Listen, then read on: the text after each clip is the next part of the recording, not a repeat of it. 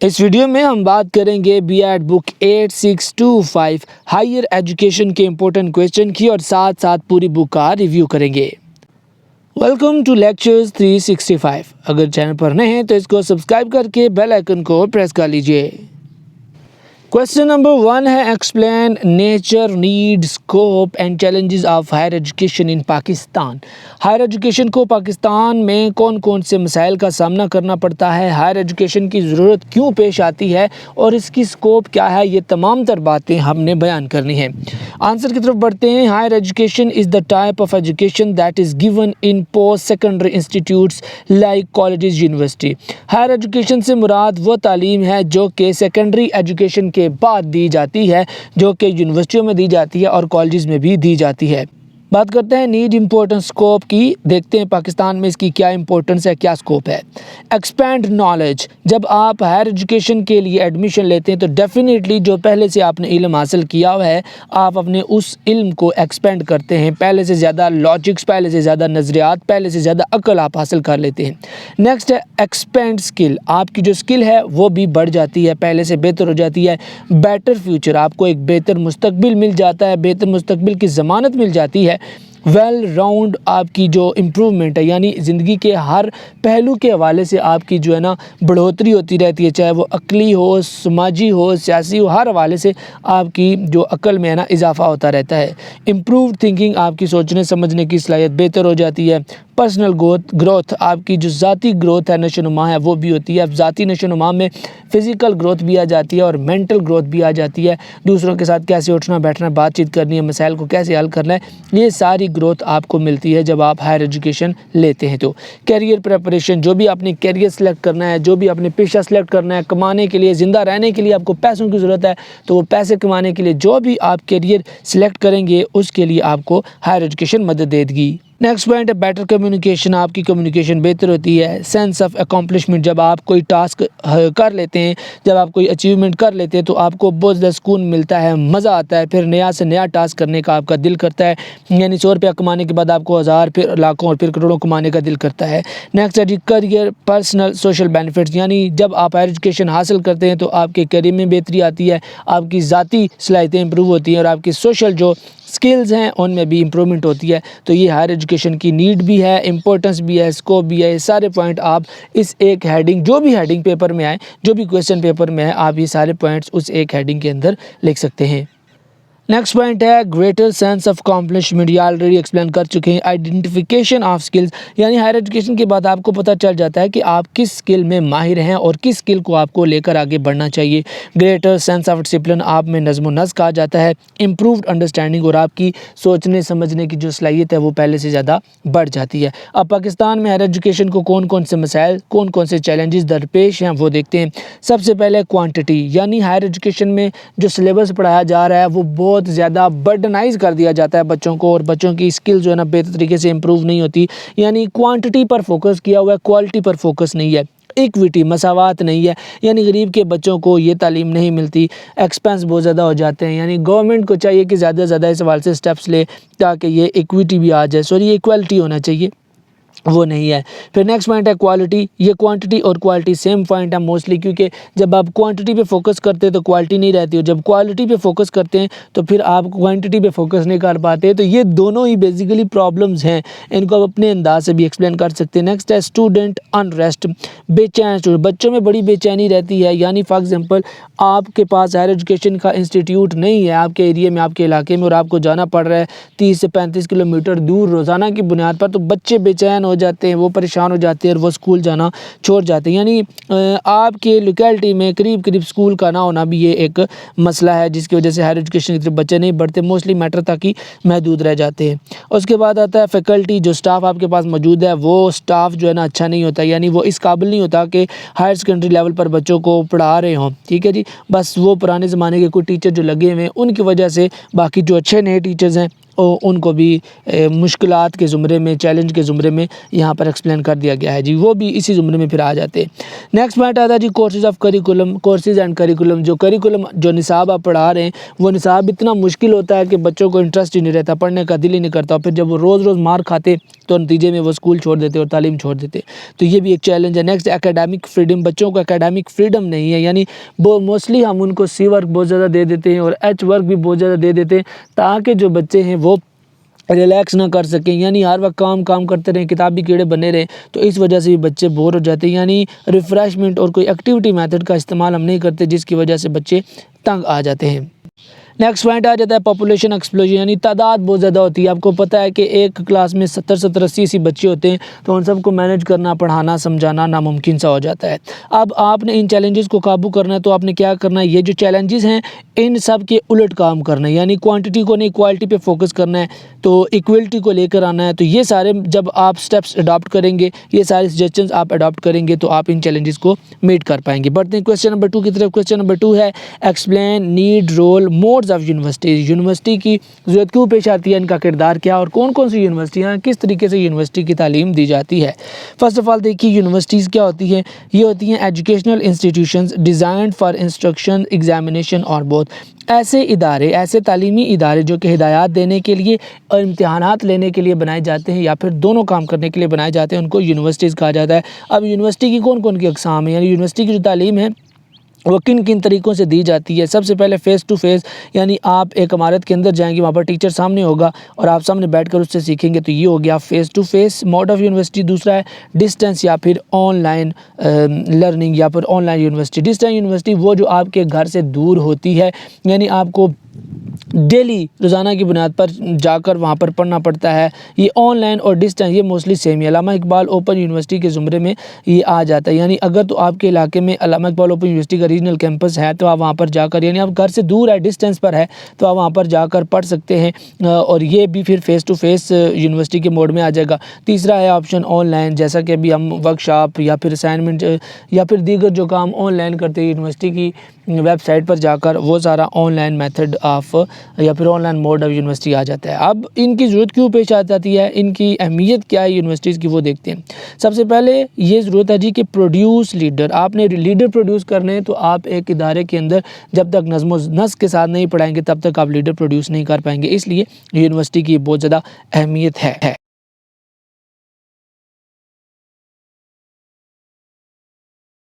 Effect on economic field, जो आपकी मईशत है या मुल्क की जो मईशत है उसको इम्प्रूव करने में यूनिवर्सिटी किरदार अदा करती हैं। Effects on quality of life, जो आप ज़िंदगी गुजार रहे हैं, अगर आप यूनिवर्सिटी की तालीम हासिल कर लेंगे, तो आपकी डेफिनेटली ज़िंदगी गुजारने का जो तरीका है वो बेहतर हो जाएगा, इम्प्रूव हो जाएगा।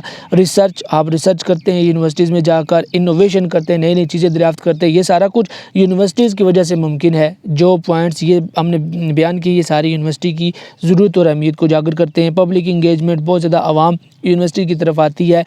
मुख्तलिफ़ इलाकों के लोग जब आपस में बातचीत करते हैं, स्टूडेंट टीचर, तो डेफिनेटली उनका जो स्किल लेवल है, जो नॉलेज लेवल है, वो एक्सपेंड होता है, तो इससे भी फ़ायदा होता है। इंटरनेशनल इंगेजमेंट, ठीक है जी, ये भी होती है। इसके अलावा सोशल फैक्टर्स हैं, इसके अलावा इम्प्रूव्ड लिविंग है, इम्प्रूव्ड स्किल्स है, opportunities to earn and learn more, ये सारे वो पॉइंट्स हैं जो यूनिवर्सिटी की अहमियत को उजागर करते हैं। ईजी पॉइंट्स हैं, सम टाइम एक्सप्लेन करने की ज़रूरत मैं महसूस नहीं करता है, इसलिए मैं इनको एक्सप्लेन नहीं करता, क्योंकि ईजी हैं। B.ed के लेवल पर आप लोग डेफिनेटली इनको खुद से एक्सप्लेन कर सकते हैं। तो आगे बढ़ते हैं और देखते हैं यूनिवर्सिटी का रोल क्या है मज़ीद। टू वे कम्युनिकेशन, यानी दो तरफा बातचीत होती है, student teacher, teacher student. Better preparation for future, वही बात आ गई, मुस्तकबिल आपका बेहतर हो जाएगा, उसकी तैयारी कर लेंगे आप यूनिवर्सिटी में जाकर। नॉन ट्रेडिशनल स्टडीज़, जो रवायती तरीका तदरीस था, अब उससे हट कर यूनिवर्सिटीज़ में तालीम दी जाती है, तो ये भी एक बेटर रोल है यूनिवर्सिटी का। इसके अलावा इंडिपेंडेंट स्टडी भी आ जाती है और डिस्टेंस लर्निंग भी आ जाती है। यानी ये अगर अल्लामा इकबाल ओपन यूनिवर्सिटी ना होती, तो शायद बहुत सारे मेरे जैसे बंदे घर बैठकर आराम से B.ed ना कर पाते। बहुत सारे मसाइल होते, बहुत सारी फ़ीसें हम कैसे अदा करते, तो ये बहुत सारे मसाइल हैं जिन मसाइल को हल कर दिया यूनिवर्सिटी की तालीम ने या फिर यूनिवर्सिटीज़ ने। क्वेश्चन नंबर 3 है explain development role challenges of higher education. Higher education की बढ़ोतरी यानी इसको ज़्यादा से ज़्यादा लोगों तक पहुंचाने में और जो मुश्किलात हैं वो बयान करनी है और इसका किरदार क्या वो बयान करनी है। ठीक है जी। डेवलपमेंट बेसिकली क्या होती है? Development is the process of growing, आगे बढ़ने का, नशोनुमा पाने का जो अमल है, जो मरहला है, इसको डेवलपमेंट कहते हैं। At the time of 14 August 1947 only one institute of higher education, Punjab university. अच्छा जी, जब पाकिस्तान बना था 14 अगस्त 1947 को, तो पाकिस्तान में सिर्फ हायर एजुकेशन देने के लिए एक ही इदारा था जिसका नाम था पंजाब यूनिवर्सिटी। 40 कॉलेजेस थे और अब पाकिस्तान में तकरीबन 188 के लगभग यूनिवर्सिटीज़ हैं जो कि हायर एजुकेशन देती हैं।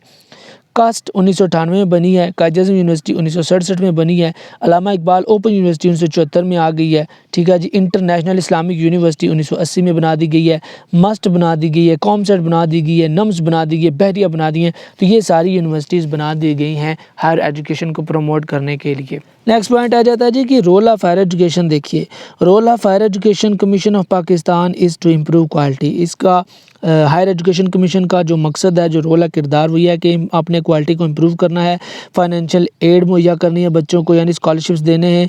इन 2000 with help of UNESCO world bank developed a financial policy, यानी 2000 में इन यूनिवर्सिटियों ने या फिर हायर एजुकेशन ने वर्ल्ड बैंक के साथ मिलकर एक पॉलिसी तरतीब दी थी जिसके तहत बच्चों को स्कॉलरशिप दिया जाएगा ताकि वो पढ़ाई पर फोकस कर सके और कुछ बनकर निकलें, फ़ीस की ज़्यादा टेंशन ना करें।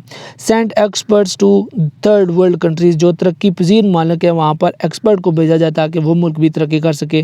Task force to improve quality education, यानी क्वालिटी एजुकेशन को यकीनी बनाने के लिए एक वफ़द तरतीब दिया गया है हायर एजुकेशन की जानिब से ताकि क्वालिटी एजुकेशन को कंफर्म किया जा सके। फिर उसके बाद advise federal and provincial government to make suitable policies. ये हायर एजुकेशन फेडरल और पंजाब की जो सूबे की सतह पर यानी प्रोविज़न की सतह पर जो हुकूमतें होती हैं तालीम के हवाले से, उनको पॉलिसीज़ देती हैं, उनको मशवरे देती हैं कि ये काम करे ताकि आपका जो तालीमी निज़ाम है वो बेहतर तरीके से चलता रहे।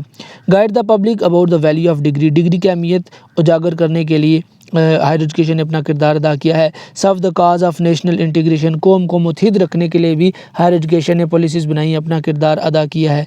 इसके बाद आ जाता है जी इंट्रोडक्शन ऑफ सेमेस्टर सिस्टम, यानी सेमेस्टर सिस्टम को इंट्रोड्यूस कराया हायर एजुकेशन ने और बेहतर अंदाज से बच्चों को पढ़ाने और सिखाने का जो नया आइडिया है वो भी दिया गया है। एंटी प्लेजरिज्म पॉलिसी, और एक पॉलिसी बनाई गई है जिसके तहत प्लेजरिज्म को यानी कॉपी पेस्ट, नकल और छापे को ख़त्म कर दिया गया है। उसके बाद है ग्रेडिंग सिस्टम, ग्रेड देना शुरू कर दिए हैं। ठीक है जी। और लास्ट पे आ जाता है introduction to IT. Higher education ने आईटी को भी मुतारफ़ करा दिया एजुकेशन में, कंप्यूटर को, टेक्नोलॉजी को, ताकि ज़्यादा से ज़्यादा बेहतर अंदाज में और मौसर अंदाज में तालीमी निज़ाम को परवान चढ़ाया जा सके। अब बात करते हैं चैलेंजेस की। चैलेंजेस में आ जाता है ग्रॉस इनरोलमेंट इज़ जस्ट 10%, यानी तालीम की तरफ लोग जाते ही नहीं हैं, तालीम की तरफ वालिदैन बच्चों को भेजते नहीं। असल में जहालत है जिसकी वजह से शरह ख़वानगी में कमी है ऑलरेडी, और बच्चों को जब मज़ीद स्कूल नहीं भेजा जाता तो फिर शरह ख़वानगी और गिरती जाती है। तो ये जो तादाद है बच्चों की स्कूलों में जाने की वो बहुत ज़्यादा कम है। तो ये एक चैलेंज है। गुर्बत सबसे बड़ा मसला है, बेरोज़गारी सबसे बड़ा मसला है। बच्चे काम करने के लिए चले जाते हैं, वालिदैन बच्चों को काम पर लगा देते हैं कि बेटा तुम पढ़ोगे या फिर पेट पालोगे, तो दोनों में से एक ही काम हो सकता है। कैंपसेस इन अर्बन एरियाज़, जो देहाती इलाके वहाँ पर यूनिवर्सिटीज़ के कैंपस नहीं हैं, तालीमी इदारे नहीं हैं, तो ये भी एक चैलेंज है। आउट ऑफ 120 डिस्ट्रिक्ट्स, 120 डिस्ट्रिक्ट में से 65 do not have it's university, 65 ज़िलों में यूनिवर्सिटियाँ नहीं हैं। हिसाब लगा लें आगे, तो ये चैलेंज नहीं है तो क्या है।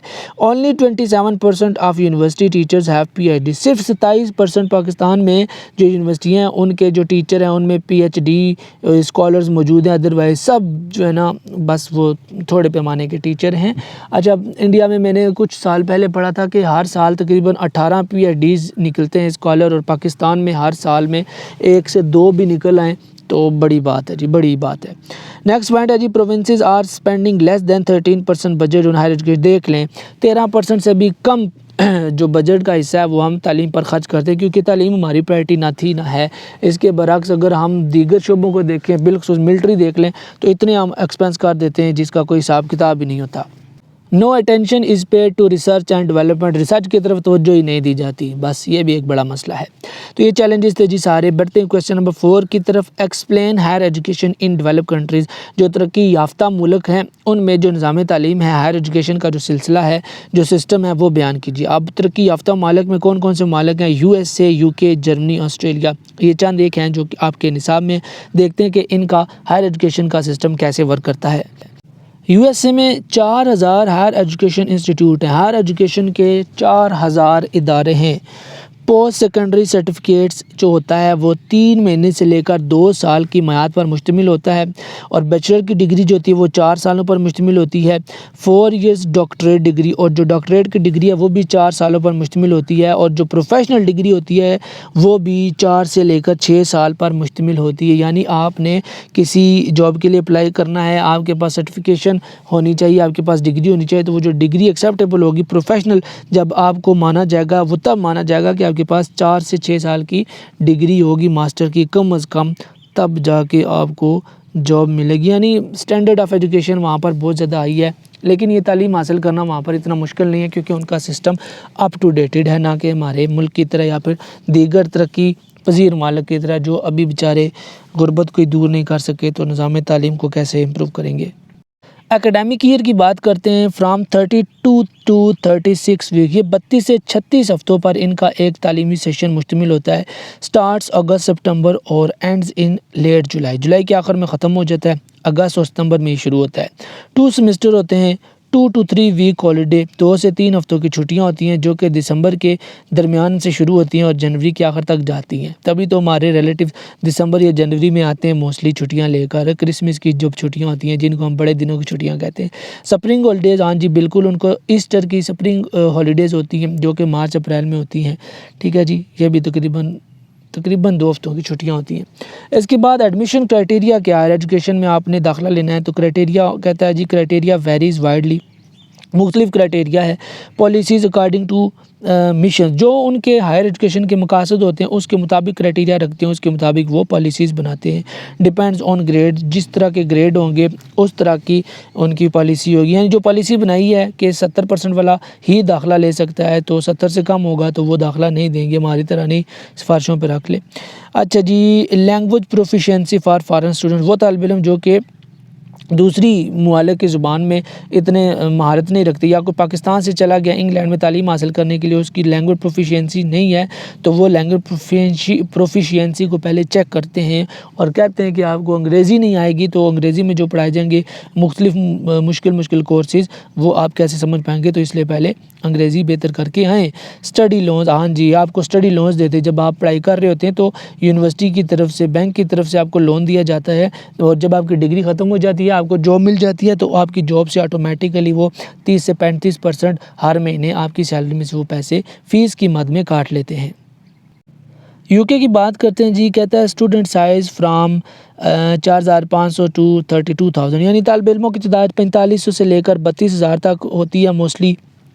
और combined colleges and universities of London, यानी जो इदारा है यूनिवर्सिटी ऑफ लंदन के नाम से, इसके अंडर जो इदारे छोटे छोटे ब्रांचेस बनाए गए, उन सब में टोटल मिलाकर जो हायर एजुकेशन के तालिब इल्म में तकरीबन 1,24,000 हैं, और डिस्टेंस एजुकेशन भी दी जाती है। मल्टी डिसिप्लिन यानी मुख्तलिफ कोर्सेज़ पढ़ाए जाते हैं। 13,700 हायर एजुकेशन कॉलेजेस हैं। स्टूडेंट रेंज जो होती है वो तकरीबन 3500 होती है। समझ लें कि एक हायर एजुकेशन का जो इंस्टीट्यूट है उसमें 3500 तालिब इल्म हायर एजुकेशन के होते हैं, स्टूडेंट होते हैं, और वाइड रेंज ऑफ सब्जेक्ट्स, बहुत ज़्यादा मज़ामीन पढ़ाए जाते हैं, तभी तो वैरायटी आती है, तभी तो वो बच्चे आगे निकलते हैं। नेक्स्ट बात करते हैं टाइप्स ऑफ डिग्री और प्रोग्राम की। जो डिग्री है वो उसकी क्या बुनियाद होती है, किस तरह की डिग्री होती है, और प्रोग्राम कितने अरसे का होता है। कहता है अंडर ग्रेजुएट, ये अंडर ग्रेजुएट डिग्री होती है, फिर पोस्ट ग्रेजुएट डिग्री होती है। Under graduate and in first degree, इसको फर्स्ट डिग्री कहा जाता है, नॉन एज बैचलर डिग्री, ठीक है, जिसका दूसरा नाम बैचलर डिग्री भी है, और ये 3 सालों में कंप्लीट कर ली जाती है, और बाज़ औक़ात 4 सालों तक भी इसकी मियाद चली जाती है। यानी कुछ डिग्रियाँ ऐसी हैं जो कि 4 साल पर मुश्तमिल होती है। पोस्ट ग्रेजुएट की बात करें, यानी हमारे तो पोस्ट ग्रेजुएट 14वीं के बाद को कहते हैं, तो वहाँ पर देखें जब वो ग्रेजुएट कर लेते हैं तो कहते हैं post graduate programme known as master programme, वहाँ पर उसको मास्टर प्रोग्राम कहा जाता है। वो तकरीबन 4 सालों का होता है। Degree is awarded after 4 years, degree 4 साल के बाद दी जाती है। इफ़ बैचलर डिग्री स्किप, यानी अगर आपने बैचलर की डिग्री को स्किप किया हुआ है तो आपको 4 साल में आपको मास्टर की डिग्री मिलेगी। And after that master doctorate degree, master करने के बाद आपको डॉक्टरेट की डिग्री दे दी जाती है। यानी हमारा ऐसा होता है ना, BA MA MPhil, वहाँ पर उनका होता है बैचलर मास्टर और फिर PhD, तो उनका MPhil समझ लें, जो मास्टर डिग्री है वही कंसीडर कर ली जाती है। नेक्स्ट है जी मोड्स ऑफ स्टडी, इल्म देने के तरीके कौन कौन से हैं। सबसे पहला फुल टाइम, यानी फुल टाइम क्लासेस होती हैं, पार्ट टाइम भी क्लासेस होती हैं और डिस्टेंस एजुकेशन भी दी जाती है, जिस तरह हमारे मुल्क में भी होता है। अब बात करते हैं जर्मनी की। Medium of education is German, Germany में जो तालीम दी जाती है वो जर्मन लैंग्वेज में दी जाती है। 160 यूनिवर्सिटीज़ हैं और 70 बिलोंग टू पब्लिक, यानी 70 जो है ना वो पब्लिक यूनिवर्सिटीज़ हैं। पब्लिक से मुराद सरकारी यूनिवर्सिटीज़। प्रोग्राम की बात करें तो मास्टर डिग्री 9 सेमेस्टर पर मुश्तमिल होती है। टीचर ट्रेनिंग प्रोग्राम 3 से 4 और हाफ यानी 4.5 साल का भी होता है। इसके अलावा 2 ईयर प्रोग्राम, 2 साल के भी प्रोग्राम वो वहाँ पर कराते हैं मुख्तलिफ सब्जेक्ट्स में।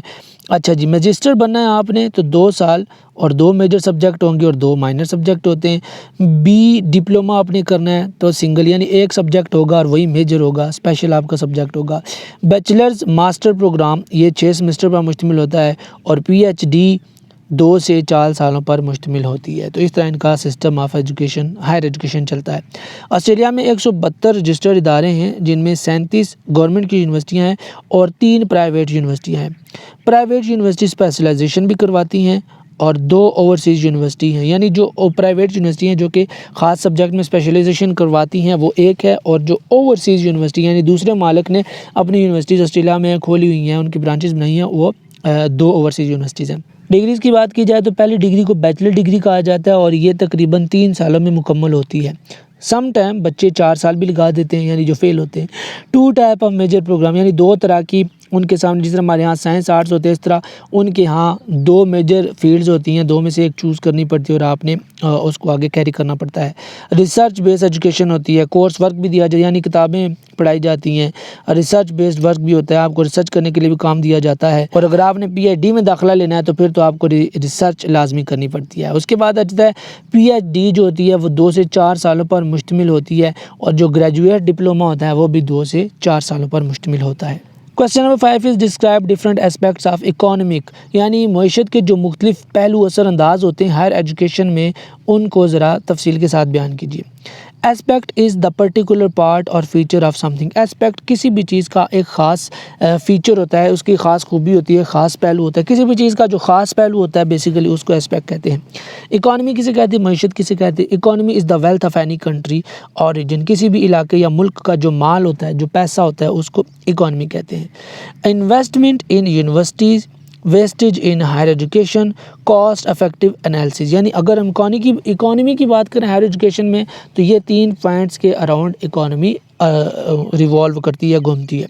Investment in university means to invest in future. इन यूनिवर्सिटी में आप इन्वेस्ट कर रहे हैं, यूनिवर्सिटियाँ बना रहे हैं, तालीमी इदारे बना रहे हैं, तो इसका मतलब है कि आप अपना मुस्तकबिल संवार रहे हैं और कामयाबी के चांसेस जो है ना उनको बढ़ा रहे हैं। तो सबसे पहला जो पॉइंट है इकोनॉमी के पॉइंट ऑफ व्यू से हायर एजुकेशन में वो है इन्वेस्टमेंट इन यूनिवर्सिटी, यानी आपने यूनिवर्सिटियां बनानी हैं, तालीमी इदारे बनाने हैं, क्योंकि एक तो वहाँ से फ़ीसें आएंगी, दूसरा पढ़े लिखे बच्चे निकलेंगे, आपकी शरह ख़वानगी बढ़ेगी, टेक्निकल बंदे, स्किल्ड बंदे आपके पास ज़्यादा से ज़्यादा आ जाएंगे, तो ये आपका और आपके मुल्क का फ़ायदा होगा। वेस्टेज इन हायर एजुकेशन में जो वेस्टेज होती है, जो नुकसानात होते हैं, जो चीज़ें ज़ाया होती हैं, उसका मतलब क्या है। उसका मतलब यह है ड्रॉप आउट से पेरेंट्स को नुकसान होता है, यानी वालिदैन ख़र्चे करते हैं, बच्चे अगर तालीम छोड़ देते हैं तो ज़ाहिर सी बात है उनकी जमा पूंजी ज़ाया हो जाती है, बेकार चली जाती है। No use of training, lack of opportunities, यानी बच्चों को फिर अपॉर्चुनिटी भी नहीं मिलती ना, जब पढ़ेंगे नहीं तो जॉब्स कैसे मिलेंगी, आप जब पढ़ेंगे नहीं तो आपको ट्रेनिंग कैसे मिलेगी, सीखेंगे आप कैसे, ठीक है। तो ये सारे मसाइल आते हैं वेस्टेज इन हायर एजुकेशन, यानी हायर एजुकेशन में बच्चा दाखिला लेता है और छोड़ देता है फ़ीसें जमा करवा के, तो फिर तो नुकसान ही है हर हवाले से उसका। फिर उसके बाद आ जाता है tools that help to choose between alternative. इसका सिंपल मतलब ये है कि जब आप हायर एजुकेशन में मुख्तलिफ सब्जेक्ट पढ़ लेते हैं तो आपके पास चॉइस बन जाती है, जिसमें आपका इंटरेस्ट है आप उसको as a tool, as a gadget future में लेके जा सकते हैं, पढ़ सकते हैं और आगे निकल सकते हैं।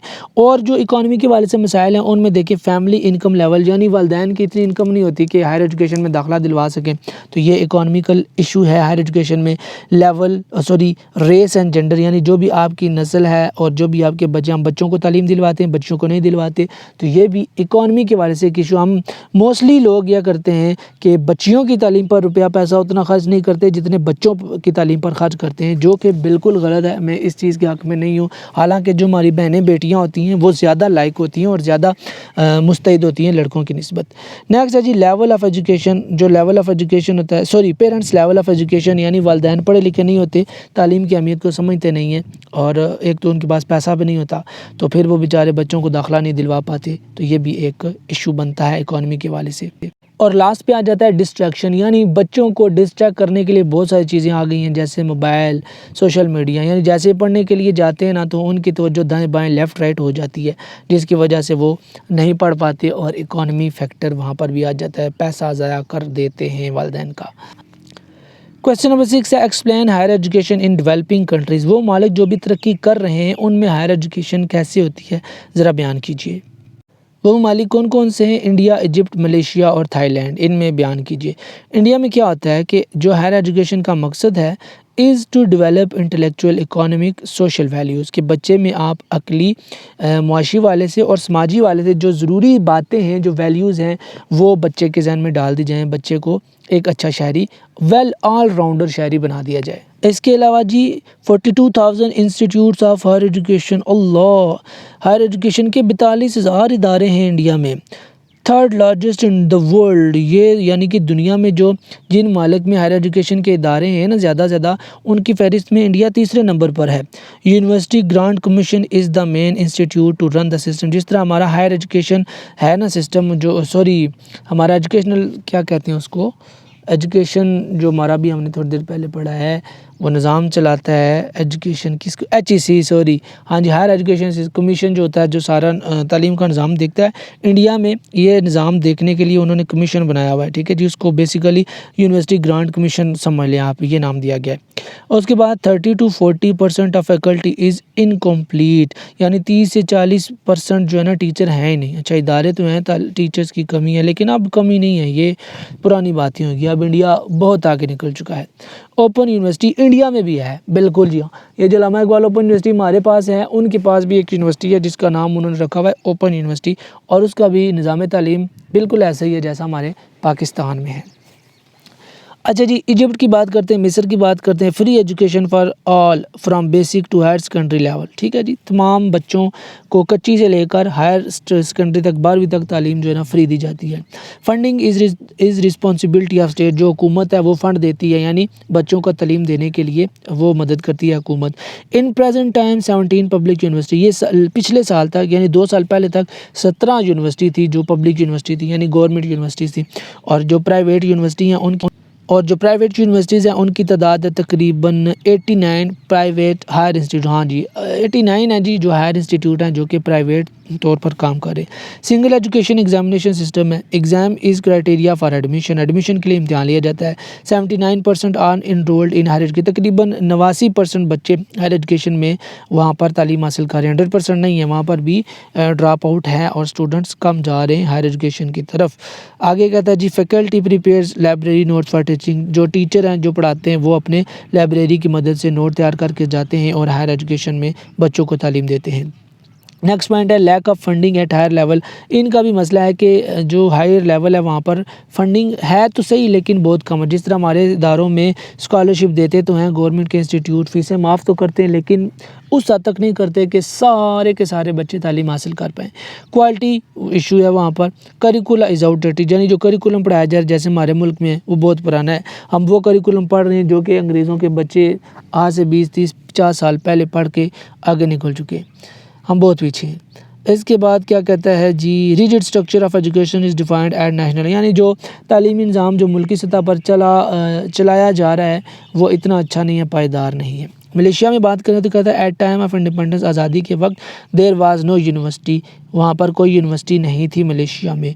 क्या आपको पता है कि मलेशिया कब आज़ाद हुआ था? पता है बच्चों तो कमेंट्स में लिखना ज़रा। University was set up in Singapore in 1949, 1949 में सिंगापुर में एक यूनिवर्सिटी बनाई गई थी और 1959 में उसका एक और कैंपस खोला गया था कुआलालंपुर में। और बहुत सारे टीचर ट्रेनिंग कॉलेजेस खोले गए हैं सरकारी सतह पर जिनमें टीचर को ट्रेनिंग दी जाती है।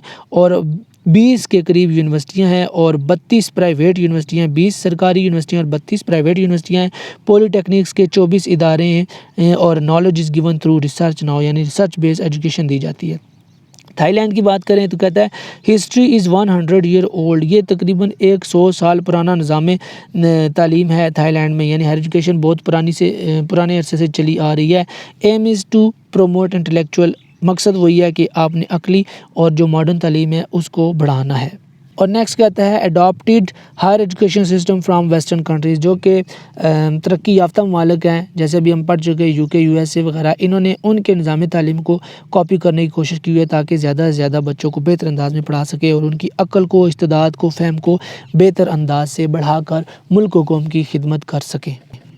नेक्स्ट पॉइंट है जी यूनिवर्सिटी इन 1917 में भी यूनिवर्सिटी बनाई थी ने, और फिर बाद में 5 मज़ीद यूनिवर्सिटियाँ बना दी गई थी।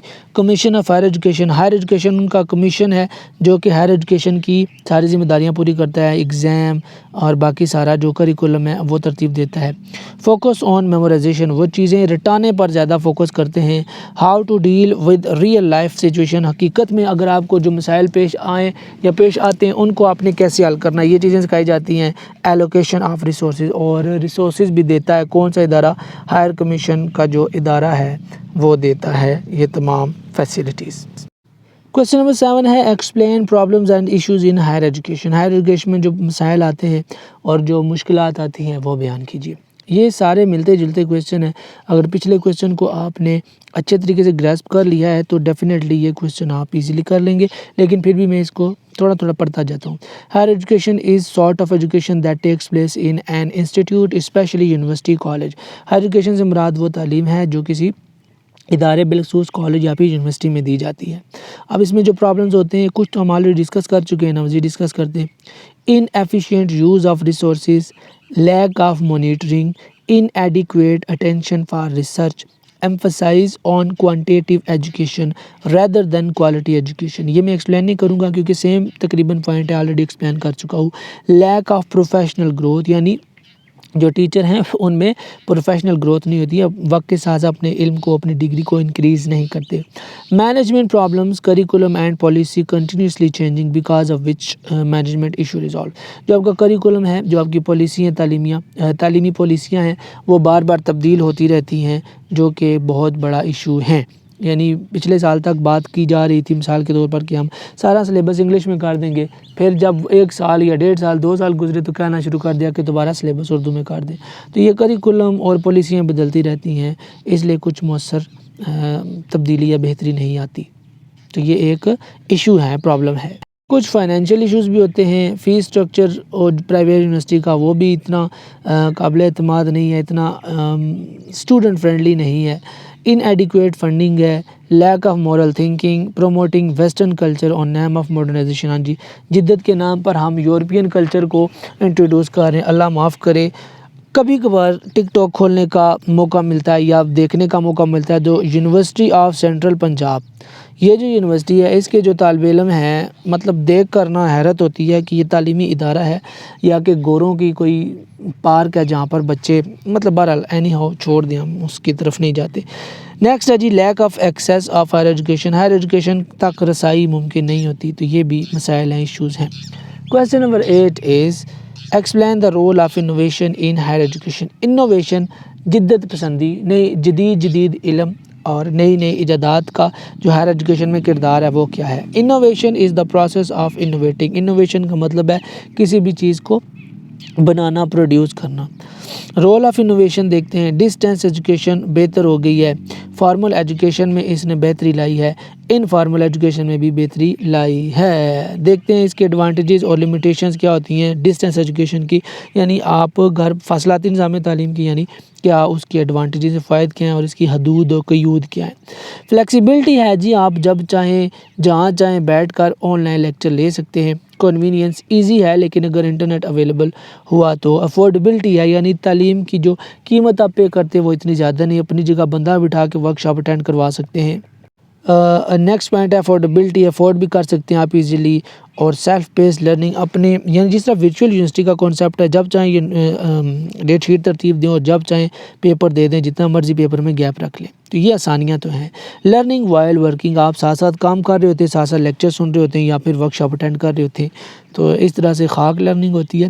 नेक्स्ट आप लिमिटेशंस की बात करें तो कहता है नो इमीडिएट फीडबैक, फ़ौरन आप टीचर को अपनी बात नहीं कह सकते और ना ही आपको फ़ौरन रिस्पॉन्स मिलता है। असाइनमेंट जमा करा दी और 15, 20, 25 दिनों के बाद रिस्पॉन्स आता है, तब तक बंदा भूल ही चुका होता है कि मेरे जहन में क्या क्वेश्चन था। डिफ़िकल्टी स्टेइंग मोटिवेटेड, आप मोटिवेटेड नहीं रहते, कहते हैं छोड़ो यार, फ़ोन लगा के वर्कशॉप ऑन करके चले जाओ, लेक्चर लगा के चले जाओ, छोड़ो दफ़ा करो, कौन सुने। Difficulty staying in contact with instructor, ठीक है, इंस्ट्रक्टर के साथ कॉन्टैक्ट में आप नहीं रह सकते। Difficulty completing all courses for a degree, degree के लिए जितने भी जो कोर्सेज़ हैं ज़रूरी, आप उनको मुकम्मल नहीं कर पाते, कभी कभी आपकी सप्ली भी आ जाती है, फिर वक्ता पड़ जाता है। और chances of distraction are high, यानी आपने मोबाइल पकड़ा हुआ है, वर्कशॉप आप ले रहे हैं, साथ ही आप स्क्रीन दूसरी खोल लेंगे, हो सकता है कोई मैच चल रहा है तो वो देखना शुरू कर दें, डिस्ट्रैक्शन बहुत ज़्यादा होती है। और लर्निंग स्टाइल्स की बात करें तो इसकी वजह से क्या होता है, आपकी जो इनोवेशन की वजह से क्या होता है, जो इम्प्रूव टीचिंग अप्रोच है, जो टीचिंग अप्रोच है वो आपकी बेहतर हो जाती है। मिड टर्म ट्रेंड, जो सेमेस्टर सिस्टम में आपके जो मिड टर्म होते हैं, ये जो ट्रेंड निकला ये भी बड़ा अच्छा ट्रेंड है, इसका भी बड़ा फ़ायदा हुआ है। शॉर्ट टर्म एंड जो छोटे छोटे दौरानियों के बाद आपके वीकली या फिर 15 दिनों के बाद टेस्ट लिए जाते हैं, तो वो भी एक अच्छी इनोवेशन है। टीचिंग विद टेक्नोलॉजी, टेक्नोलॉजी के साथ पढ़ाया जाता है। लाइफ लॉन्ग एजुकेशन, जो चीज़ आप सीख लेते हैं प्रैक्टिकल करके वो हमेशा आपको याद रहती है। लेटेस्ट नॉलेज आपको मिलता है। फैसिलिटेटर स्टाइल में, यानी फैसिलिटेटर हेल्पर के तौर पर आपको जो भी इनोवेशन आप इस्तेमाल कर रहे हैं आप उसका इस्तेमाल करते हैं और वो आपकी मदद करती है। लेक्चर स्टाइल है, रिफ्लेक्टिव मेथड है, इंक्वायरी मेथड है। रिफ्लेक्टिव और इंक्वायरी मेथड मोस्टली सेम ही होते हैं। क्वेश्चनिंग टेक्निक के थ्रू आप चेक करते हैं कि आपने कितना सही पढ़ाया है और बच्चों ने कितना सही समझा या सीखा है। Question number 9, explain the concept of assessment in higher education. Important question है, असेसमेंट का क्या कॉन्सेप्ट है हायर एजुकेशन में बयान कीजिए, यानी असेसमेंट कैसे की जाती है। Assessment is the estimation of any quality ability of someone और समथिंग। असेसमेंट किसी भी बंदे की एबिलिटी या फिर क्वालिटी को कहते हैं, जिसके तहत वो किसी भी चीज़ को एस्टिमेट लगाता है, तखमीना लगाता है, जायज़ा लगाता है, नतीजा कायम करता है कि बंदे को इतनी चीज़ समझ आई है, इतनी चीज़ समझ नहीं आई। ठीक है जी। कॉन्सेप्ट और role of assessment higher education में देखिए। रीज़न फॉर असेसिंग, आप सबसे पहले देखिए हम असेसमेंट करते हैं क्यों है। सिलेक्शन ऑफ स्टूडेंट, ताकि आप तालिब इल्मों को सिलेक्ट कर सकें, यानी लायक और नालायक का फ़र्क कर सकें। सर्टिफिकेशन, सर्टिफिकेट दे सकें, डिग्री दे सकें, अगली क्लास में प्रमोट कर सकें। गिविंग डिटेल ऑफ वर्क, जो भी आपने बच्चों को सारा साल पढ़ाया है उसकी डिटेल नंबरों की सूरत में शो कर सकें और बच्चे की परफॉर्मेंस दिखा सकें। एडिंग लर्निंग, जो भी आप बच्चे को पढ़ा रहे हैं उसमें आप हेल्पर के तौर पर, एड के तौर पर असेसमेंट का इस्तेमाल करते हैं। यानी आपने टेस्ट लिया, बच्चे के 5 में से 2 नंबर आए हैं, गलतियां हाईलाइट कर दी, तो ये जो गलतियां हाईलाइट की हैं आपने, बच्चा उन पर काबू पाएगा और नेक्स्ट टाइम ये गलतियां नहीं करेगा, तो ये भी आपने उनके लिए एक एड दे दी है। नेक्स्ट आ जाता है जी grading, motivating students to study. Grade देते हैं आप ABCDEF 10, 15, 20, 25 नंबर देते हैं ताकि बच्चे मोटिवेट हो, नेक्स्ट टाइम बेहतर अंदाज से पढ़ें। इवेलुएटिंग टीचिंग मेथड, जिस तरीके से आप पढ़ा रहे हैं ये जाँचने के लिए कि वो तरीका सही है, मौजू है या नहीं, इसलिए भी आप असेसमेंट करते हैं। Inform student of their progress, बच्चों को उनकी जो प्रोग्रेस है, जितना वो सीख चुके हैं, जितना सीख पाएँ, उस वाले से उनको फीडबैक देना कि अब आपकी लेवल ये है। चेक लर्निंग आउटकम्स, जो आपने नताइज रखे थे कि पढ़ाने के बाद बच्चों को ये चीज़ें आ जाएंगी, वो आपने चेक करना कि बच्चों को ये चीज़ें आई हैं या नहीं। सपोर्ट लर्निंग होती है, gather relevant information. Next point है जी काइंड्स ऑफ असेसमेंट। असेसमेंट की किस्में दर्ज झैल हैं। फॉर्मेटिव, जो आप पढ़ाने के साथ साथ बच्चों से सवाल जवाब करते रहते हैं ना, उसको फॉर्मेटिव असेसमेंट कहते हैं। फिर समेटिव असेसमेंट, यानी आप 6 महीनों के या साल के बाद जो ओवरऑल इन्फॉर्मेशन लेते हैं बच्चे की प्रोग्रेस के हवाले से, उसको कहते हैं समेटिव असेसमेंट। और आखिर पर आ जाते हैं डायग्नोस्टिक असेसमेंट, साथ साथ monthly test, end of term check level of already understanding things. ठीक है जी, या जो आप साथ साथ टेस्ट लेते रहते हैं, मंथली हो गए या फिर जो मिड टर्म हो गए, और साथ साथ तशखीस करते रहते हैं कि बच्चों को कहाँ पर दुश्वारी आई है, कहाँ पर उन्होंने चीज़ें सही नहीं समझी, वो सारी मालूमात लेने के लिए जो आप असेसमेंट करते हैं उसको कहते हैं डायग्नोस्टिक। तो इसके साथ हमारा ये लेक्चर भी अपने इख्तिताम को पहुंचा। इंशाल्लाह नेक्स्ट लेक्चर के साथ आपसे मिलेंगे नेक्स्ट वीडियो में। Till then take care, have a blessed life.